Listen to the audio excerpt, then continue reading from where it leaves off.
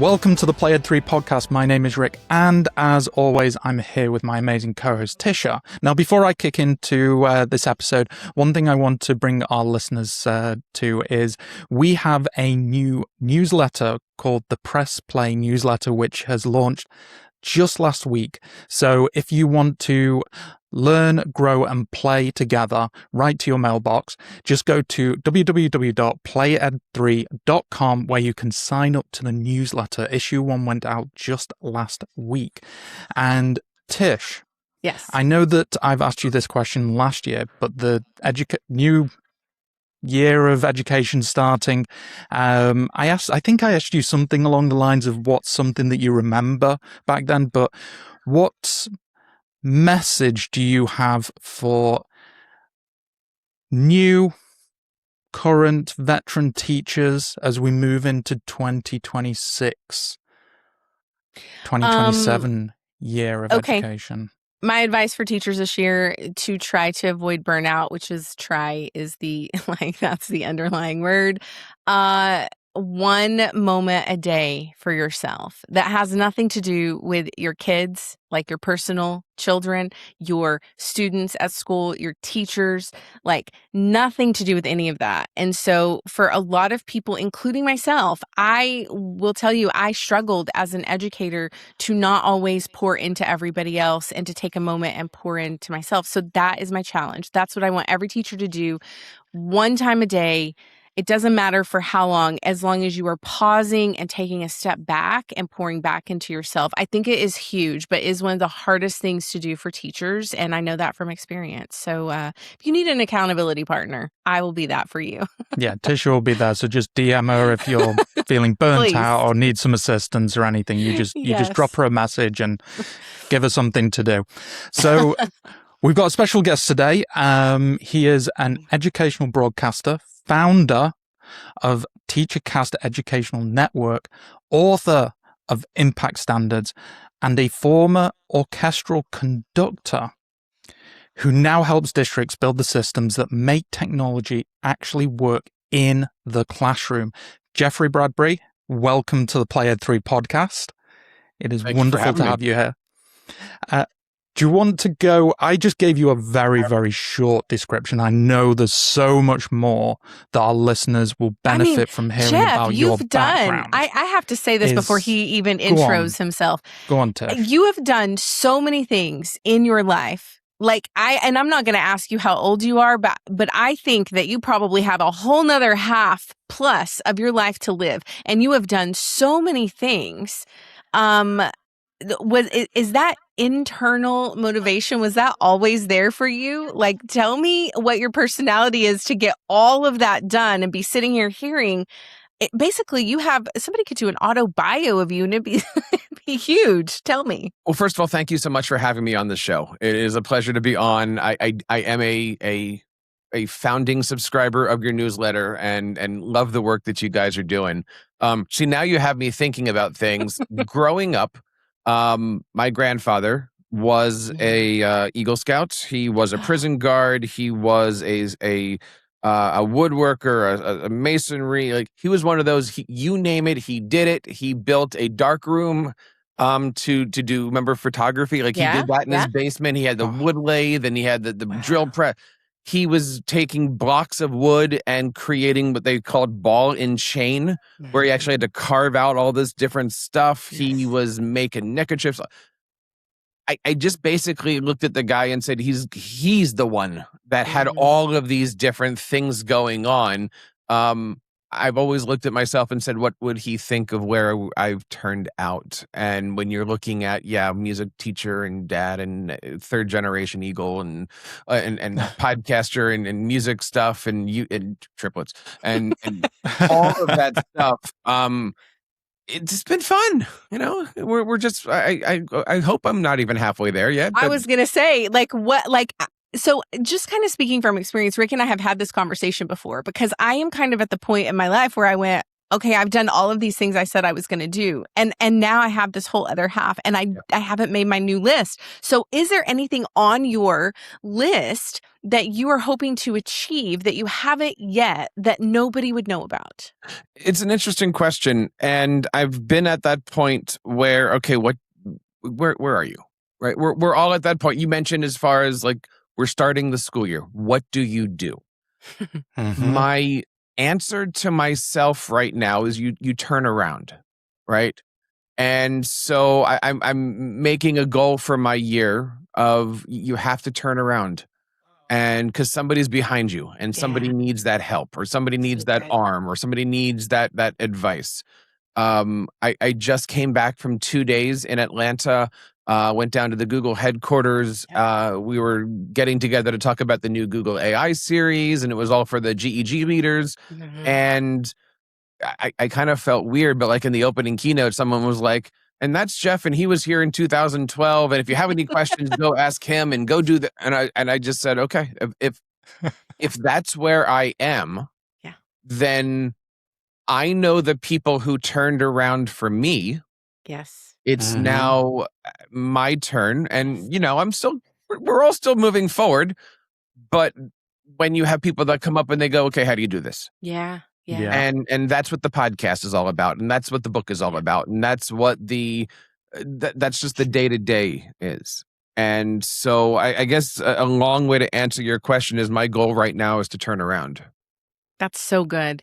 That's such a good piece of advice. And like you said, I mean, you get to a certain point in your career and you recognize that you know, every struggle along the way. Like if I look at you and I look at your white paper, which we do on our guests, and I'm like, oh my God, Jeff is like brilliant. And this must have been so easy for him. Look at all these things he did, right? But if we sit down for a weekend chat, you would tell me probably about the lessons you learned along the way and the struggles you had and the barriers and the challenges. And from those things, you were able to learn something that you could then pass on when you turn around. Am I right? You need to realize that the people that you idolize also have people that they idolize who also have people that, and it goes on from there. And the only way that you support the community is you just reach out your hand and say, how can I help you? Yeah. And I have a philosophy which I've always run, which is if you can help a teacher, you're helping 30 students. Yes. If you can help a principal, you're helping 30 teachers. And if you can help a superintendent, you're helping 30 buildings, and so on and so forth. And I've always had this drive of how many people can I help at once. And being from, this is going to sound bad, being from New Jersey, I'm a big Bon Jovi fan, but his whole philosophy is I want to sell out the desert and I want to do it twice. Yeah. I feel the same way every time I turn on a microphone or every time I go up onto a stage or even when I go into my middle school classroom is I want to do the best job that I can and I want to do it again. Yeah. And that's a philosophy that I hope the kids are picking up. I hope my kids are picking up. I hope anybody that I work with kind of picks up of you can say it once, but how many different people will have the opportunity? You never know who's listening. You're It's right. weird. It's doing technology, doing the podcast. It is so different than doing music. But it's the same exact thing as doing music. Tell us about that, because I've been really intrigued about, the music aspect. We had Wanda Terrell on, I believe this season. Yeah. And we talked to her a little bit about her music background. And people don't know I played the piano. I do not do that professionally, nor am I teaching anybody to do that. But I think there is something really unique about music in general and how it brings people together. But I'm so interested. Rick and I were talking about this before we came on to the stage. We want to know basically, what are the similarities in doing music and performing music, and then also what you're doing now. I come from a musical family. Every year we get together Labor Day weekend up in Maine. Unfortunately, I haven't been able to go because it overlaps with school. But at Labor Day weekend, there's 100 Bradburys. We all get together, and before the meal, we all sing together. I don't know how many families can do it in 75-part harmony. Oh my goodness. And that was always my upbringing of, okay, this is how we do things. We always had like a talent show, a little skit night, one of those kinds of deals. I started playing viola at 3rd grade. That got me into, my undergrad was in viola. My master's is in orchestral conducting. And I've always had music running around me. And my wife is a double bass player. That's how we met.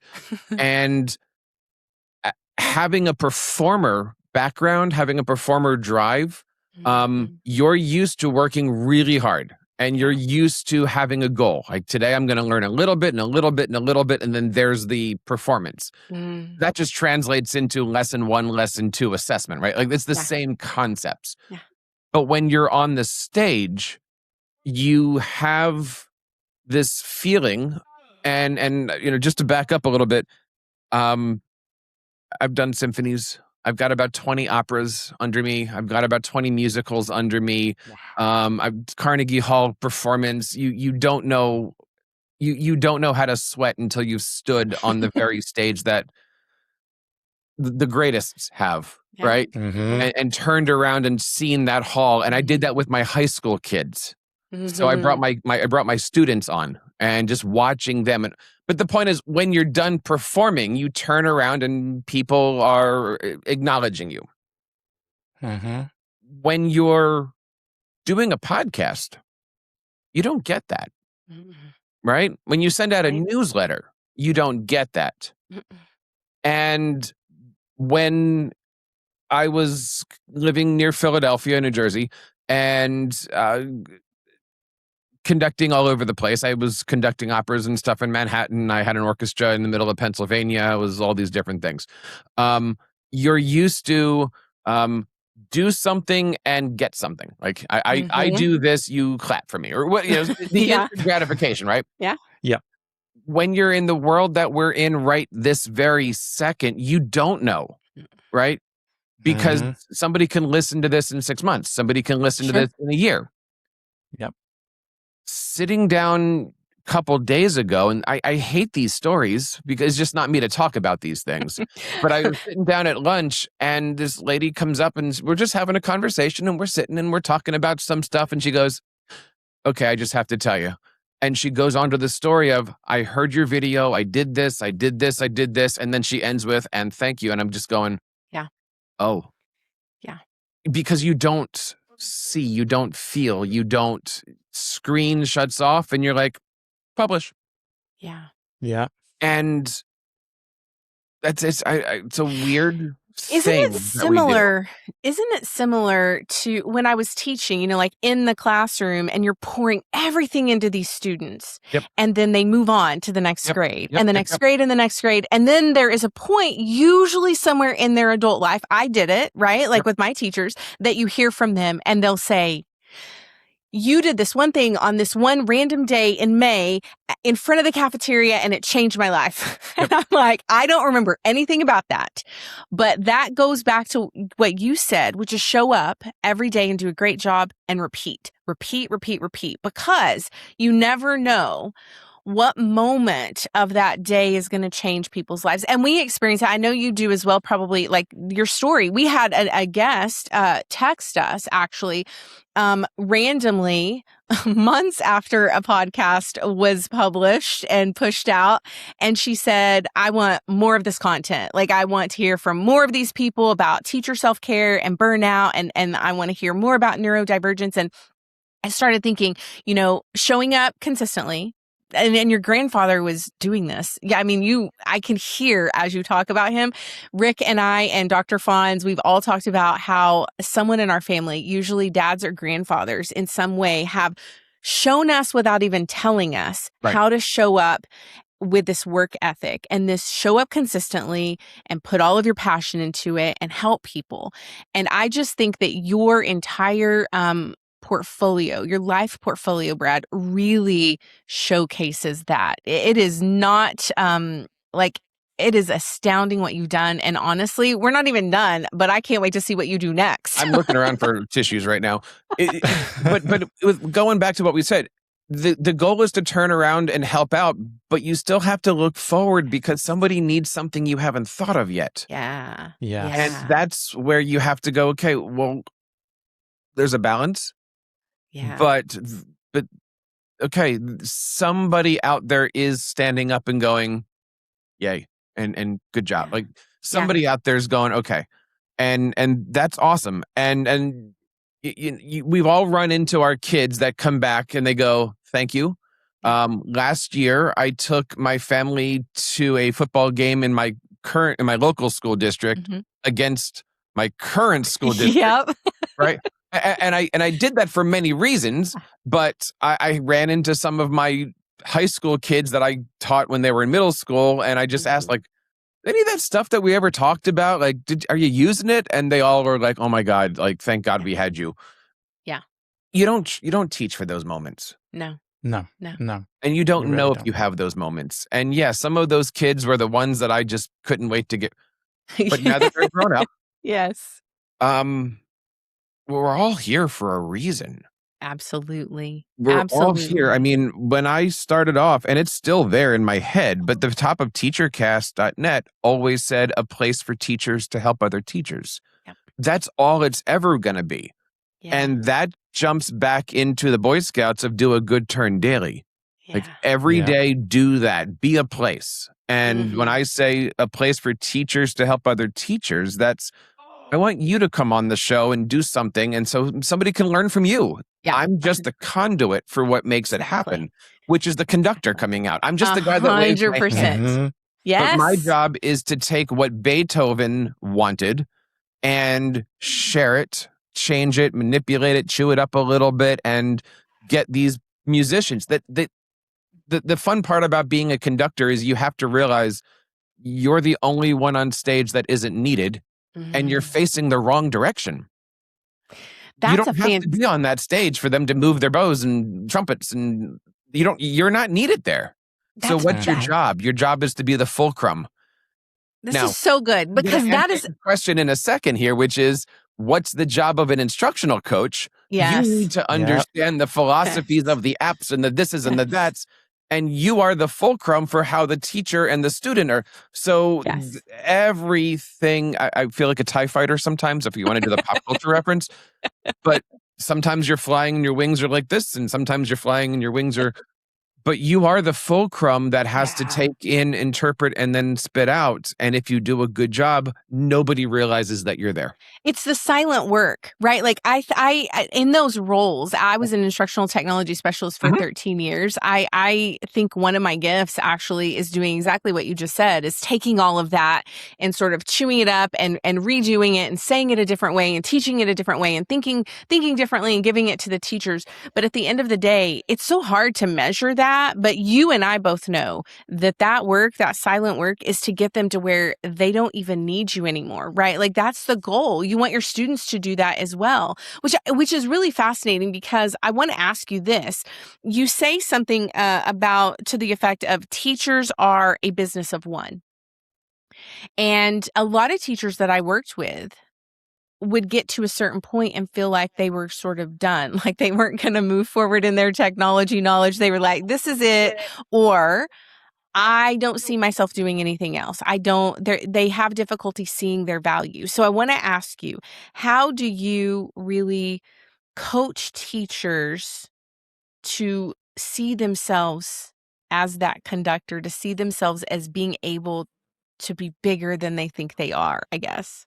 The answer is you don't coach teachers. I once went to my chiropractor, who at the time was late 50s, and I said, would you like me to, I said, what would you think of if I brought somebody in to coach you on being a chiropractor? He'll come in, he'll show you what to do, he'll do me, and then you do me, and then he goes, I've been doing this for 20 years, I wouldn't want it. I said, well, okay, that's fair. What would it look like if somebody came in and just had a great conversation with you who's been doing this for a long time and you just got a chance to talk to somebody? He goes, I could do that. Yeah. And I went, that's this. And then, click. So it's not about coaching people. I've never coached somebody. Yeah. I've shared a vision. And the vision, this is the book. The vision goes back to your strategic plan and your school improvement goals and what the community wants and all of that bigger stuff. But here's a vision. Are you interested? And then how do we go there together? Right. Because if an adult doesn't want to, I've never had somebody that's ever wanted to have their technology coached. Yeah. Well, that's the job title. You're a technology. Oh, my technology doesn't need coaching. Thanks. See you later. And when you're looking at this and going, it's this is what's possible, or this is what's being asked of you. How may I support you in doing this? That's when I started to open my eyes up to the innovation curve. That's when I started opening my eyes up to, are you familiar with the story of the 2 salespeople that flew to the island to sell some shoes? Tell us about it. It's a wonderful story. It's got to be a true story, but there's a shoe business, and the boss had 2 employees, and there was a remote island off the coast of somewhere, and he says, I want to send you guys out to see what we can do with shoes. And so they sends the first person out and walks around the island, meets some of the people on the island, and he calls back and he goes, boss, I got some bad news for you. He goes, what's the bad news? He goes, nobody's wearing shoes. Like, I'm going to come back. There's no market here. Like, we're done. The next person goes out and immediately he calls up his boss and goes, dude, this is unlimited potential. He goes, why? He goes, nobody's wearing shoes. And that's instructional coaching. We want to have this in the classroom. And that's chapter 1. What do you want to see when you walk into the room? That's no different than what does Beethoven expect to hear when you play the 9th Symphony? Great. Now, how are we going to get there? We're going to do it with rehearsals. We're going to do it with sectionals. We're going to do it with private lessons. We're going to do it by listening to the recording. We're going to do it with etudes. We're going to, all of those different things. Well, over here, we're going to do it with differentiated instruction and think, pair, shares, and all. Mm-hmm. It's the same concepts. You're just calling it different stuff. Yeah.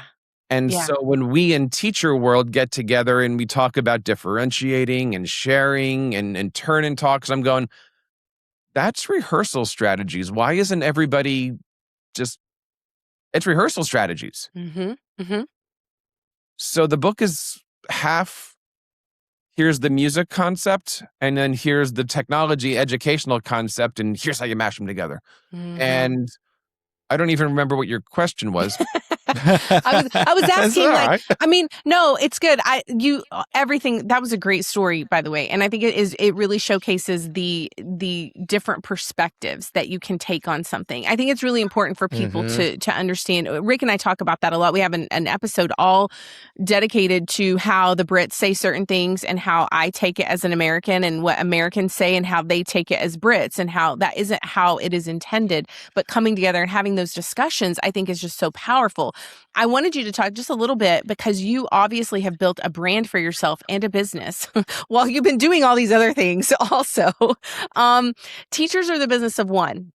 Yeah. And I remember when I was teaching, this would have been like pre-2010, probably around 2011, maybe a little bit after it's fuzzy back there, Jeff. There were people who were like, I don't know, Tisha, why you think you need to brand yourself. I don't know why you have a brand on Twitter. It wasn't really a brand. I was just talking to people, like you said. I was just talking and having discussions. And there was a negative connotation to teachers being a brand.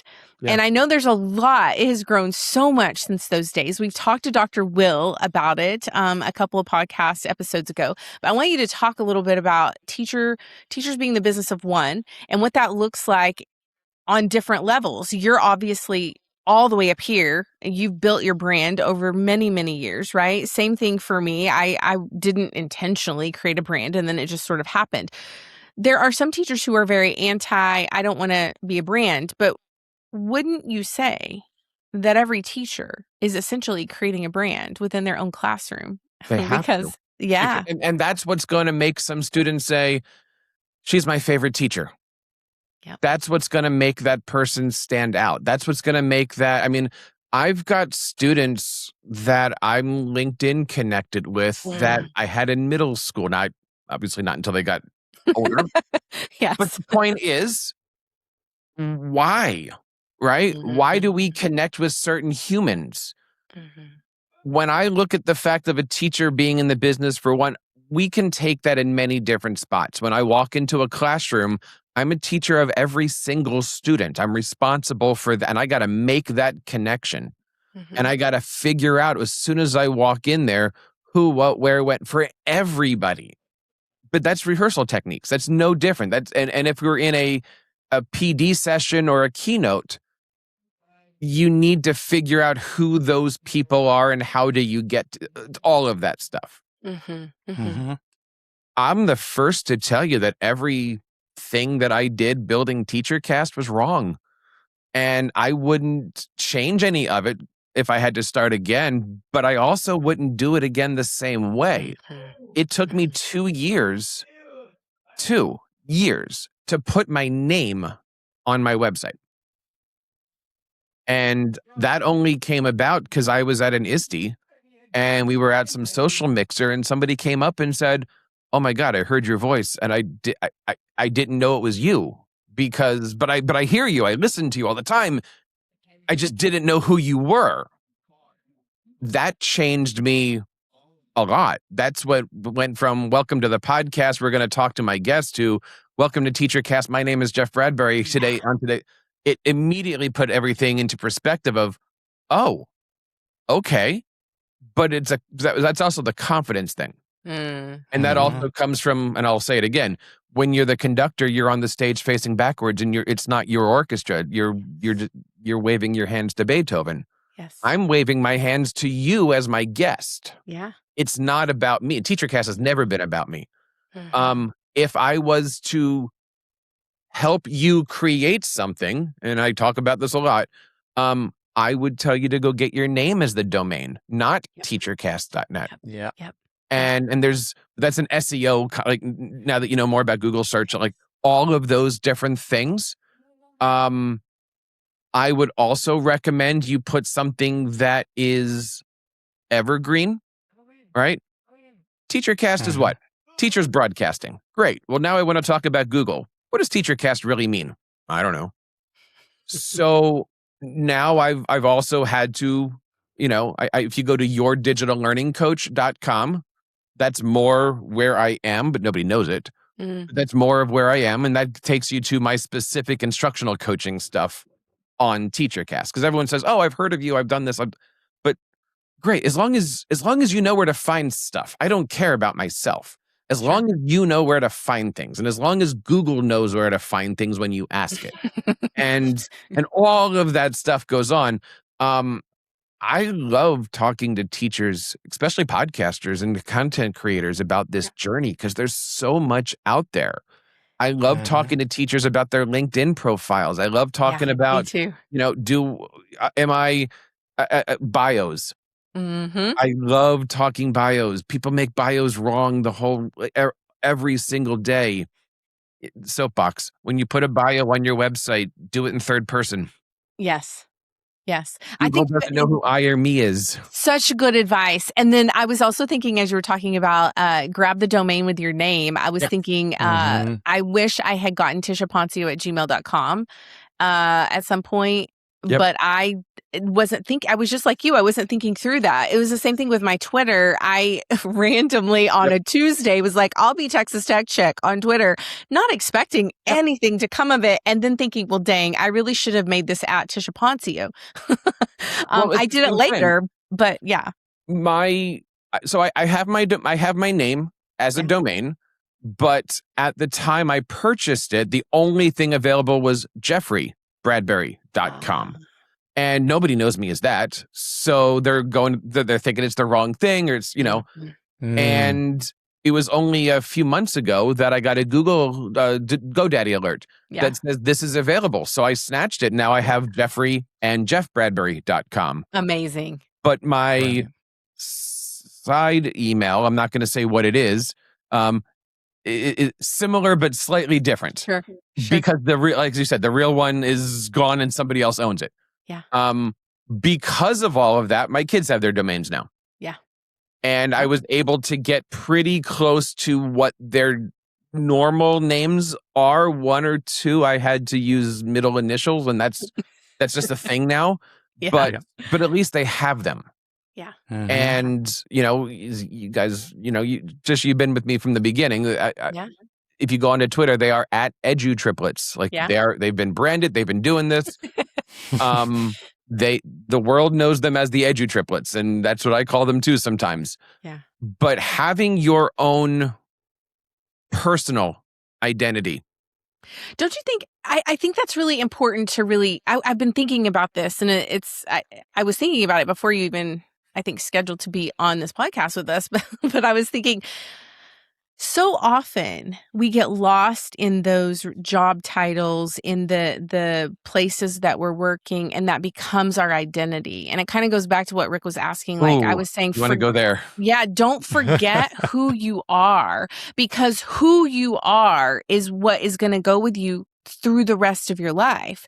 Mm-hmm. I don't work at the school district that I worked at before. So if my entire identity is wrapped up into being a bobcat wearing orange clothing every single day, and my entire identity is wrapped into that, what happens when I'm no longer working there? Well, okay, so let's have this conversation. Yeah. Do you sign up for things with your school accounts? Oh, this is a good conversation. Right? So I don't. Again, being at Google, we're talking about GEGs, and I want you to join GEG instructional coaches. Well, what email? And I'm always like, please put your personal one on there. Yes. Because now I'm going to send out an email, and it's bad enough that I have 35 out of 700 people give me the out of office, but I don't know that you've retired, or I don't know that I just know that I'm getting bounced back. Mm-hmm. So there's that. Yes. But then there's also your LinkedIn profiles being, I don't understand. Someone's going to hit me in the comments here, but your LinkedIn profile, you're not owned by your job. Exactly. Yeah. Exactly. So on the top, it says TeacherCast. It doesn't say my school district. Yeah. I'm proud of my work. I'm proud of my school. Oh, in the same thing, my primary audience, I say, is instructional coaches. Mm-hmm. I was a coach for 15 years. I was an administrator for a bit. I've built my tribe. Again, your digital learning coach. My book is for coach. Yeah. Right now, I'm in middle school, and someone's like, well, you shouldn't be leading the coaches group for Google if you're not I'm not going to let my identity be defined by the fact that a few months ago, an administrator decided, hey, it's not working. Yeah. I'm not going to lose everything that I'm passionate about. Yes. Just because my insurance is being paid somewhere else tomorrow. Yeah, your credentials, the knowledge that you've built along the way and gathered along the way isn't automatically erased. Like I say that often, I was instructional technology specialist for 13 years.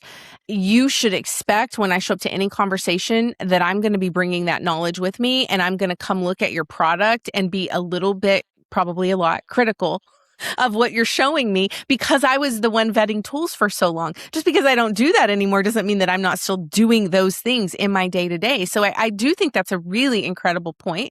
And I love that you made that point about LinkedIn. I do think so many educators sort of think they have to brand themselves and be owned by the school district or whatever. It's really important to remember who you are. And I think that goes back to what I was saying. If you are starting off the school year, we want you to love your job and be all in. That's the goal. But if it becomes who you are, you're going to lose yourself in that. And that is like Aaron Cusin said, that is where you are going to start with that burnout, because you're going to be like, I don't even know who I am. What do I like? Right. What do I like to do? Who do I like to hang around with that isn't part of that organization or whatever, right? So yeah, very important.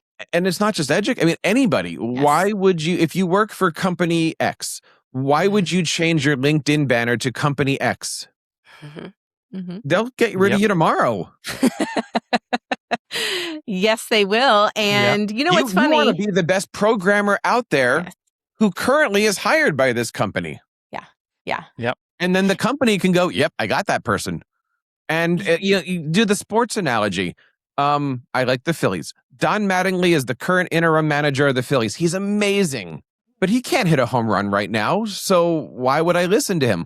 Because he's Don Mattingly. Yes. Because she's been a coach for 15 years. Yes. Because she has the Google badge. Because I'm not defined by where my paycheck comes from. And I don't think any teacher should be. You're still a parent when the kid leaves for college. Yeah. So good. So good. That's so good. That. I have to ask this hot take because we're like 34 minutes in, and Rick, I know we are, but Rick, I don't know whether the last 30 listen, this has been an incredible episode. Part one. We'll do it is. Part one. It's part absolutely. One. Rick, I'm gonna ask I have a hot take. Are you gonna ask the hot take that I really wanted to ask? I gotta ask the hot take, and then you can come in with the follow up on it because I need to know. Jeff, all I'm just going to say is this is why I just sit silently and look pretty the whole time. Tish just takes all my questions, really, every time. I want to know, Jeff. I want to know, you have a take about AI, and I love it. And you're laughing because I love it. I was like, that is what I want to talk about. Your take on AI is that it will not fix unclear goals or weak leadership. And I just want to sit there for a minute in that truth because absolutely. And so I want you to talk a little bit about that. I believe that is what everybody needs to hear. If you have unclear goals, weak leadership, moving targets, AI is not coming in to fix any of that, right? It's going to take humans doing that. So will you talk to me a little bit about that hot take? Let's go back into coaching for a second. Okay. What do you want to see when you walk into the classroom? Right? Mm-hmm. How do you want to get there? Mm-hmm.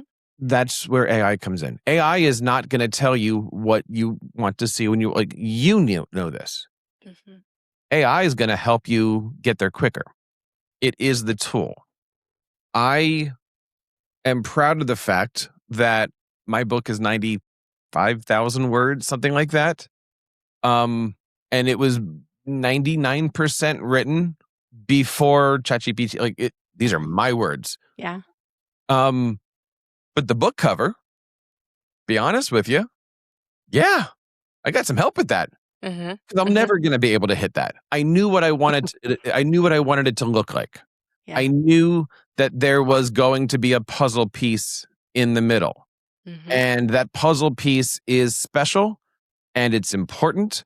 And I know that people have attacked me for using a puzzle piece for what it represents. And I'm proud of that attack because then they finally understand a little bit of why it's there. Sorry, for people who don't know, puzzle pieces usually mean autism. Yes. And two of my triplets are autistic. Yes. So there's so when I look at that book. Yes. We are neurodivergent friendly here, and that is awesome. So when I look at that book cover, that's my kids. Yes. And AI. So how do we get what we need through all of that stuff? And I entered my kids into the world of AI 2 summers ago, last summer, I forget how long ago it was. We were using my favorite application called Notion. And this is back when Notion was first starting into the AI thing. And I said, okay, we're going to do this. We're going to learn this together. And what we did was we created a table. And I asked AI to give me all of the Marvel movies. And it did. And then, okay, I said to my kids, you're going to type this in. Give me all the directors. Give me all the actors. And it was just feed.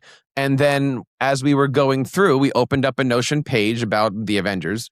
And we said, okay, I want you to write a summary of all of this stuff. Great. And Notion just spat out a summary. I wasn't teaching common law. It was just show me everything this stuff can do. And then we watched the Avengers together. So it was like a dad-kid bonding movie, the whole deal. But it was done through, let's learn how LLMs work. And then at the end, I said, okay, we're going to take all this information and I want you to do a book report on it or a video on it. And so I now have them on camera doing their own Avengers, Siskel and Ebert kind of a thing. But it was all in their own words, but it was because we did some research together. Sure. And that was an amazing progress. And of course, Spider-Man just came out. We're adding more to it. But that's how I'm showing AI to that stuff. I teach middle school right now, And although I'm not really allowed to bring AI concepts in yet, there's times where I'll show them how things will work or how I've built this, or we'll bring in a notebook video. I think there's a place for it. I think when you give the potential to a student and say, what would you like to do? Here's a tool that you can use. It no longer becomes a conversation of, are you going to be cheating on your English test? And it's about the potential that's out there. And we're scary because as we're trying to pull out potential, we've got people out there in the world of, I can't wait for the Chromebooks to go away. Yeah. Yeah. We're in the middle of creating our next digital divide within the digital divide, because you've got companies that are sitting there going, I don't need you. The AI is going to do the job. And we've got other companies going, yeah, we're going to take the technology away from the kids. Yeah. Mm-hmm. So I fear the next 15 years of my kids. It is alarming. I love how you describe that. Actually, we're having a digital divide within a digital divide. It's actually that's a brilliant way to say it. And I have been feeling that and seeing that. And Rick and I, obviously, in our book, talk about the gaps between the school and even higher ed, and then the job market, and like getting into those roles, and the expectation from the whatever you're going into is that you are coming in with that knowledge and you're going to know how to use it. And these companies are buying AI and they're expecting their employees to use it. But if that never happens over here, there is a huge gap. And talking about trying to get your kids, my son, ready for their careers and everything that they're doing after high school and college, who's going to help fill that gap for them? It is a huge question there.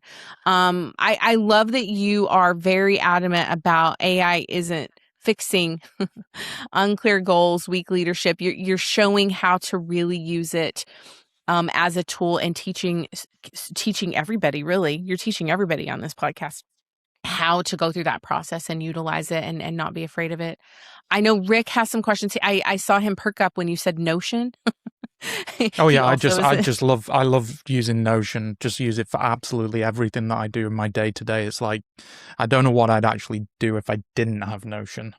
You do a lot more. Google spreadsheets is probably the best thing I can come up with. I've been using Notion for the last 4 years, and honestly, that's what happened in Atlanta. Like the lady comes up, she's like, I started using Notion because of you, and now I've been able to have more time. And like, this little I throw out Notion content going, teachers don't care about this stuff, but you never know who's going to sit next to you and go, exactly. I was one of the 3 people that hit your YouTube video. Yeah. And you're like, yeah, okay. Yeah. It's just, it is phenomenal. It has, I mean, just to give a bit of insight into the podcast, I've got, so all our guests, Jeff, you know this as well. We have our guests fill out a form which gives us a load of information that's hooked up to Notion, where every time a new input comes in, it automatically updates Notion. So I've got a table there, everything's organized. I just love it. Anything that I can do where I don't have to do things manually over and over is an absolute godsend. But there's 2 questions I would love to ask that have come up while you've been speaking. One of them, obviously, tools aren't going to fix anything if we're not going to be changing the human system to accommodate those tools. When you're looking at a school, what would be the first human system that you would like a school to change before implementing any form of AI? I think vision is a human system that needs to be updated. Because again, for the 5th time in this show, what do you want to see when you walk into the classroom? Mm-hmm. If I don't know that, right? And that's different than somebody, the director of professional development, coming out and saying, we're going to learn about turn-in talks today. That's not what I want to see when I walk in the classroom, right? Mm-hmm. That is a tool or a trick or a buzzword that they probably heard at some conference. Where's the end zone? Mm-hmm.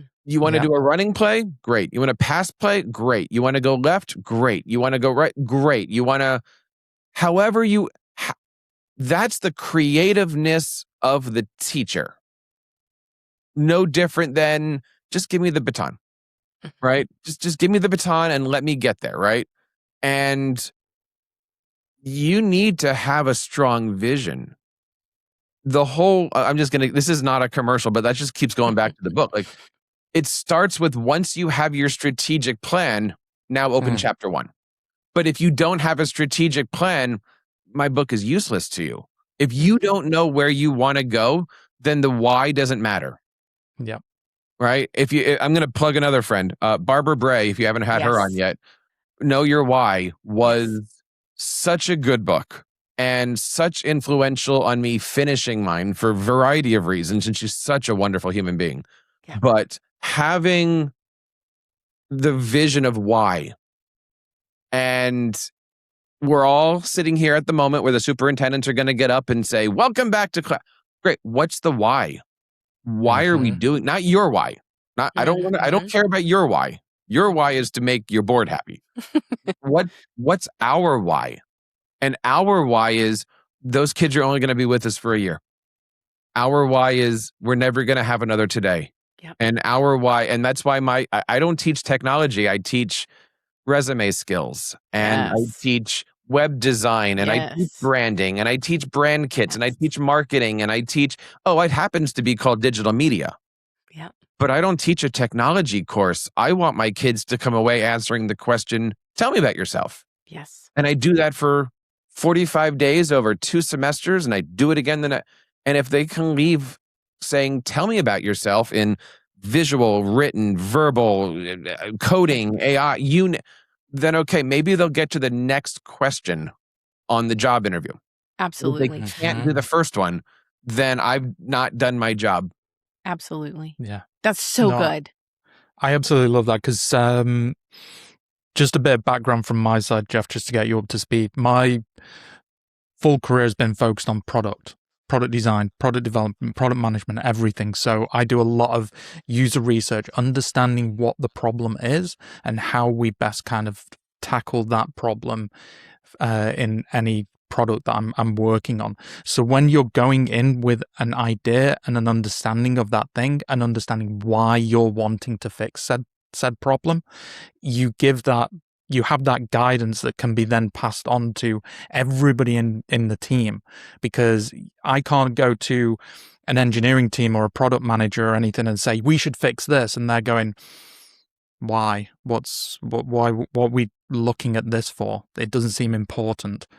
Going in with that why behind it that links to the business values and the why for the business, it just makes everything all aligned and know that we're all going in the same direction. It brings that, like you've done with TeacherCast, it's that community, it's that building. You're all going with the same vision, the same values, the same why.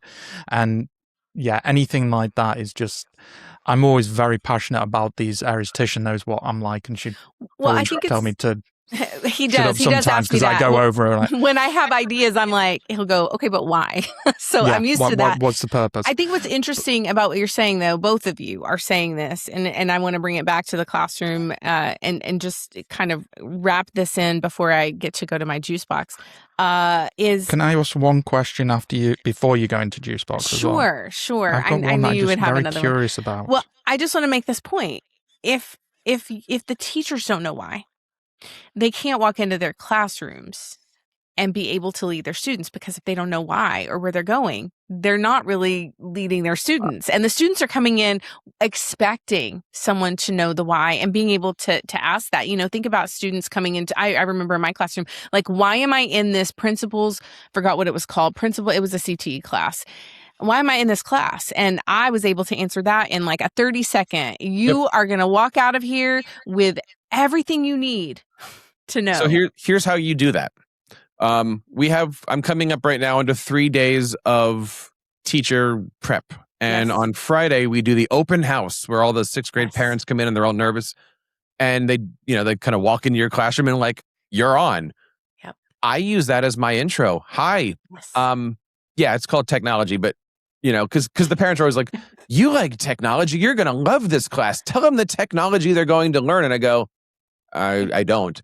and then I lower their expectations. I'm going to go, but they are going to have a resume by the time they're finished. And the parents are like, oh my goodness.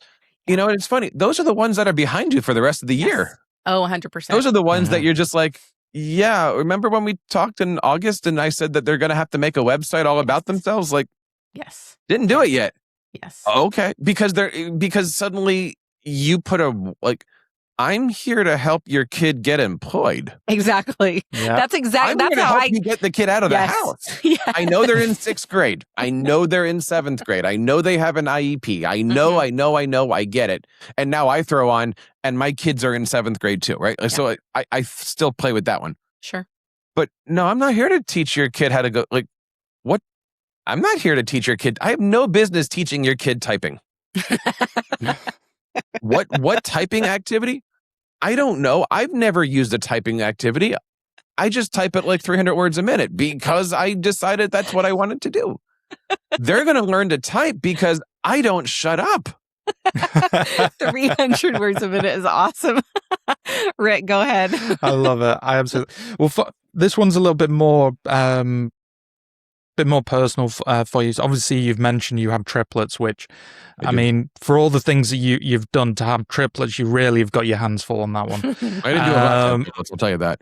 Yeah. But I'm very curious, as you've watched your 3 kids grow and learning the same things, learning them at the same times. Has that changed how you think about personalized learning when you've got 3 triplets that are all learning the same thing at the same time? They're not. I've got a low functioning. I've got a hyper functioning. I've got. I'm not going to go there now, but they're all at different parts in the academic world, and what that has done is made me bring those experiences into my school, where I've actually gone to war against my administrators on behalf of the kids to make sure that they are taken care of. I haven't won everything, and that's okay. But I have gone to my administrators and SPED department and said, this person needs this. Their parent doesn't realize that yet. And some of that is because classroom management for me. Some of that is because I'm dealing with that in real time and I'm turning around to pass it on to somebody else. Yeah. And some of that is because that kid really maybe a family hasn't woken up to what's in front of them yet. And I hope I'm saying these things the right way. I say it the way that I'm processing my own experiences, right? But it takes a while for a parent to go, oh. Yeah. And if that happens after middle school, you've got a problem. Yeah. And if that happens early enough, because things take some time to be put in place and get certain things. I'm not going to go there right now.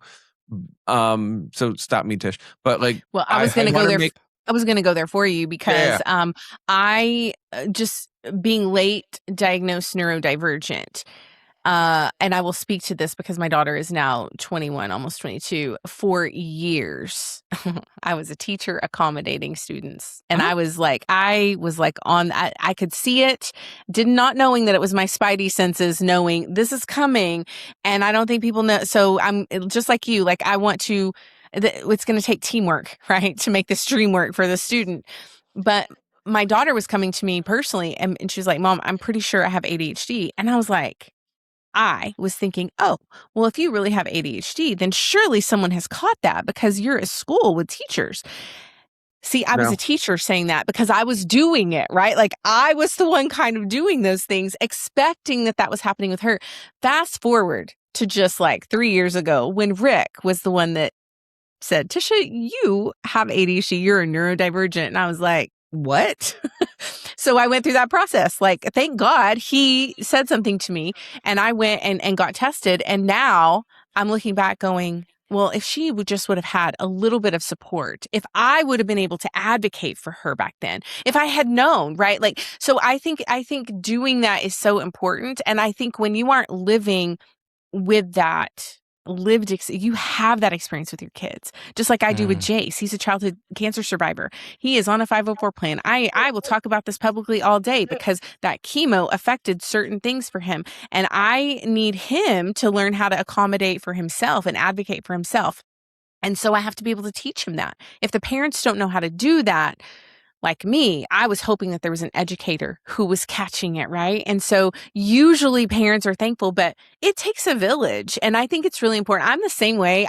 When we were doing COVID stuff and we were doing virtual learning, I was the one advocating for all the kids at home. And I was like, they can't hear the teacher talking, but you want them to be successful on this assessment. How are we going to make this, work for them? So I think it's really important.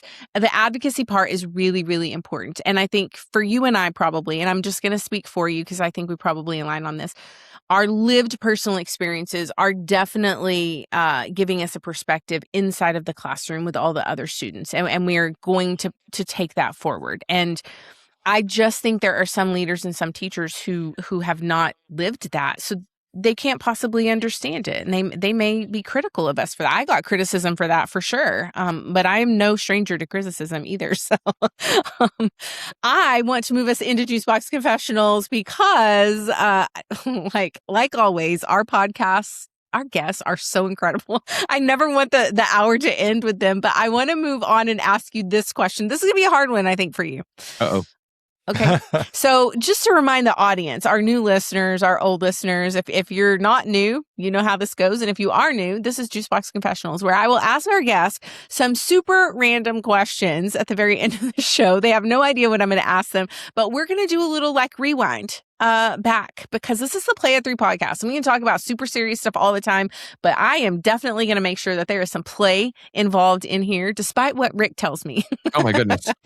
So this one is going to be, this one's fun. So, Jeff, you have to live for a year with only one decade of music. You only get to choose one for the whole year. So are you going to choose 70s music, 80s music, or 90s music? Okay. I'm going to answer it this way. Can I pull you on a technicality? Oh, absolutely. I'm going to choose the decade between 1984 and 1994. Okay. That's because fair. You get from Living on a Prayer through Smells Like Teen Spirit. Yes, you do. Mm-hmm. You get Pyromania, you get Adrenalize. I'm going to go British there for a second, yes. Right? Nice. You get the return of the Beatles through their box sets and all that stuff. Yes. You also get the anticipation of all the new Star Wars movies that are coming out. You also get the Genesis and Super Nintendo stuff. So you've got that going on. So I'm going to pull that 84, 85 to 94, 95, that decade. I like that. I think that is a really good answer because that's what I would choose. It's exactly what I would choose. That was great. Okay, let's see. I don't know when you graduated. So we're just going to say you're walking into a school dance your senior year. What song is playing? Billy Joel, This Is the Time. Oh, Billy Joel. Love that. My choir teacher had us sing a Billy Joel song one year, and it is like it will live in my brain forever. It is such a good one. He made me a fan of Billy Joel. Shout out to Mr. Heineman, who has number 2 would have been Beatles in my life. Yeah. The Beatles are good. Nice. Okay, well, this is going to be maybe funny. I want you to be honest. Tell me, did you ever make a mixtape for someone? And if so, was it romantic songs? Of course. And of course it was I'm going to pull your name and I'm going to go find the song that has your name on it and you're going to love me for it and you're going to read those lyrics because it was 1995 or whatever it was. Of course I did. How many mixtapes were you making, Jeff? Well, I had to go find Amanda and I had to go find Laura and I had to go find, of course. That's so awesome.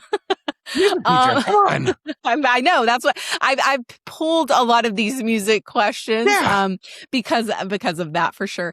And by the way, I will even start with, and somebody asked me this yesterday. I've been to close to 40 Air Supply concerts. Of course I was making sappy love song. Oh my gosh. Of course I was. 40 Air Supply. That's amazing. Starting at like 4 years old because of my parents. But like, of course, That is beautiful. That is a beautiful, beautiful piece of knowledge that I don't know anybody has asked you before. That's awesome. But now we have it. But you have to be strategic about it. You only mix the first side. So that way they have to hear the songs twice. I love this. This is so good. Okay. This is going to be my last question for you. What piece of pre-smartphone technology do you weirdly and wonderfully miss?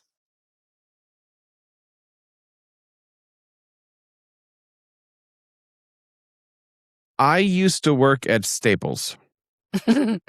I worked at Staples for about 8 years. It was like my second real job, and it got me into high school through college. I remember the Nokia 2100 playing Snake. That was the phone that I'm not going to say it here. That was the phone that gave me my current phone number, because I've never changed my phone number. Wow. Although I might after this show comes off and people decide to figure this out. But I remember the Nokia 2100 as being that pivotal, okay, I've got a phone now. I can do this. I can go call that person and all those different things. I like that answer. I'm going to share this with Rick so that we can link it in the description notes. But there is a photo circulating around social media on all of the cell phones that have even been in existence. And the question is, which is your first one? I love that. We're going to attach that and maybe post that out for our audience because, there are some kids, Jeff, in this Gen Z group that are wanting to go back to that Nokia. Mm-hmm. They're putting their smartphone away and they're getting flip phones. And I just think that there's going to be an interesting, you said a divide, but I think there's going to be a turn. I think we're turning in some ways. It'll be interesting to watch that. Have you seen the teachers that do icebreakers based off of the letter combinations on a cell phone pad? And like the kids have to come in and figure out that like 222 is like the letter C or something like that.